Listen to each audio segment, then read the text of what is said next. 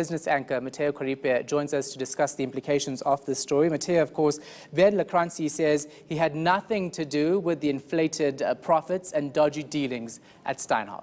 Well, he says his hands are clean, and also I see he went for the clean shaven look to go to Parliament, something he doesn't do normally. But he's distancing himself from the whole scandal, and it's quite hard to do that for a CFO.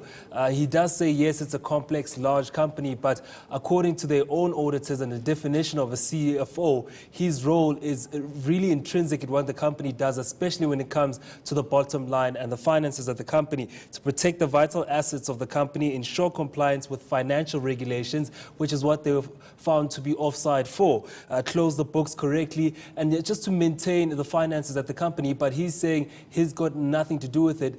This is what he says is exactly what went wrong at Steinhoff, but he says, of course, he had nothing to do with any of that wrongdoing.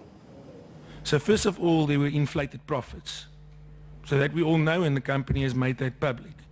Now, the main source of inflated profits resulted from what was called contributions. We were all led to believe at different levels in the company that there's an external buying group. So what the buying group would do is it would take volumes of products that gets purchased by all the different brands, and then someone would negotiate with suppliers in order to give additional rebates to the group.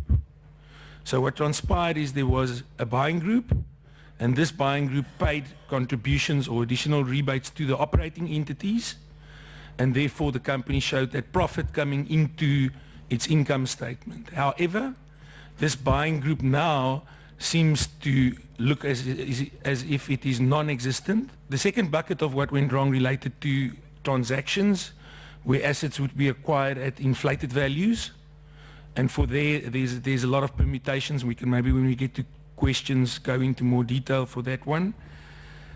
And then the last issue at hand is there were a number of transactions where, certainly from my side, I thought the parties we are dealing with are valid third parties and it's valid transactions, and now it seems that these parties are in fact related to the previous CEO or related to the company. We did not have a single set of auditors for the group. I really think that's where things got very difficult. Maybe to point out to you, when I spoke earlier about the inflated values, you would have seen from the interim results that the company announced that another item that was inflated was cash. And he also says that the former CEO, Marcus Jooste, the man of the moment, many would argue, Motheo, didn't give him all the information that was required of him.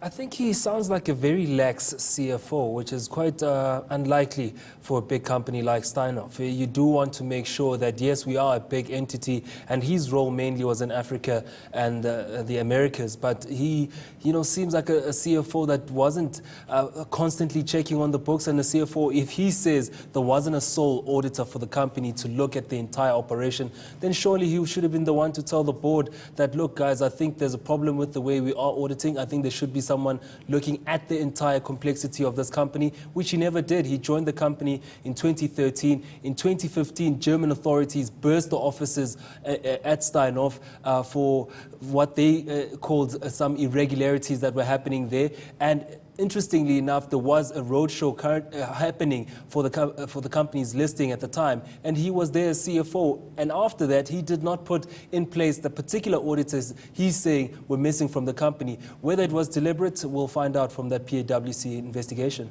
Yeah, and here's what he actually had to say about his relationship with Marcus Jooste. My relationship with Marcus Jooste was only a relationship of being business colleagues. So we were not friends or socialized outside of a business environment. So this is what I found interesting, because parliamentarians wanted to know who was responsible for this mess at Steinhoff.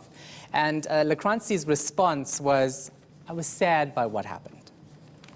He didn't take responsibility. There is a letter from CEO Marcus Jooste when he resigned, and he said, I made some big mistakes, some form of responsibility from him there, but he can't be the only scapegoat, because this is what it's seeming to be. Yes, the chairperson of the board at the time, Christo Wiese, went to Parliament and said, look, it's Christo Wiese, it's Christo Wiese, it's him. He's coming out and saying, look, it's not me, it was him, and there wasn't reliable information that I got from him. There's absolutely, I don't think, no way one man can have such control over such a big operation, and the rest of the chartered accountants and the finance professionals that sit in the same company don't know what's going on. So I think he's running from responsibility here and shifting responsibility, and here's what he has to say, something I don't think is quite close to the truth.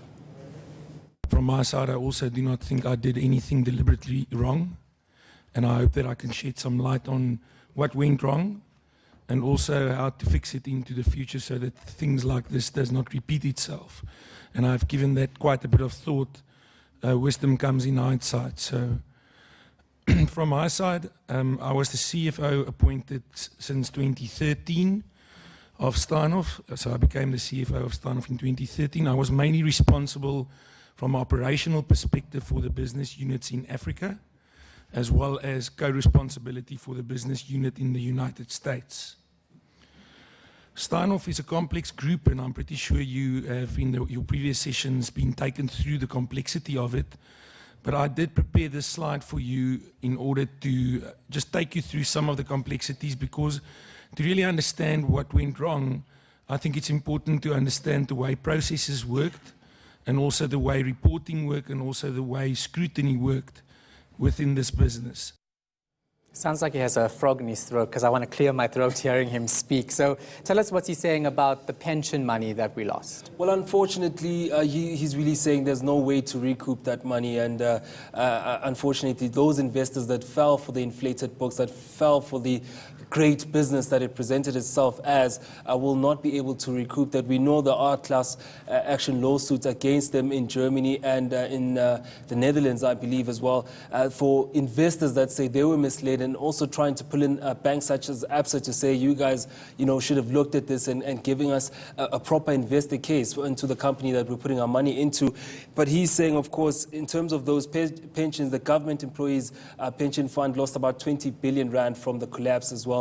In fact, the number of shares that invested in on the 30th of November last year were about 24 billion rand, and after the whole collapse, they went down to about 3 billion rand. So you can imagine, the great loss that happened there. And although he is sorry, but this is criminal. Yeah.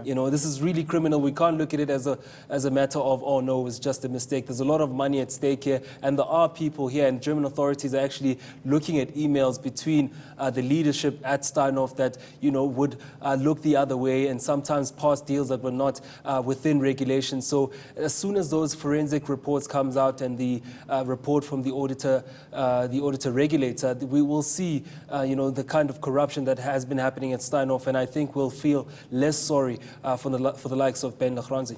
Yes, and let's listen into what he had to say about the pension funds.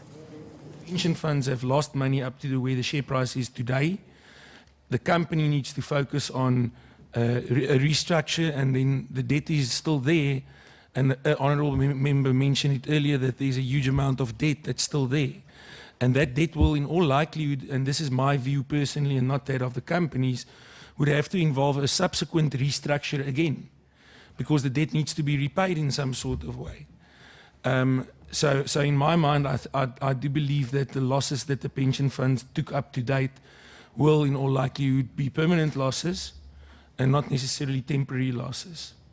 Certainly, in my mind, I cannot see that the share price would go back to the levels it were before what happened in December. And you can see that from the numbers that Steinhoff released. If you look at that in detail and analyze that, then you can see that those levels of prices is not possible. The reality is, Motheo, that all of us who are affected by this, we're going to retire with less money because we were supposed to get more out of it. Definitely, especially with those fund managers that had put their hopes and trust and money, our money, into those Steinhoff shares. They are not going to have those returns. But I think the big day is on Tuesday now, where Christo Wiese steps up to the plate and maybe gives us a different story, since he's been singled out as the scapegoat for the entire collapse. Yeah, thanks so much for that. Appreciate it. Motheo, khoaripe.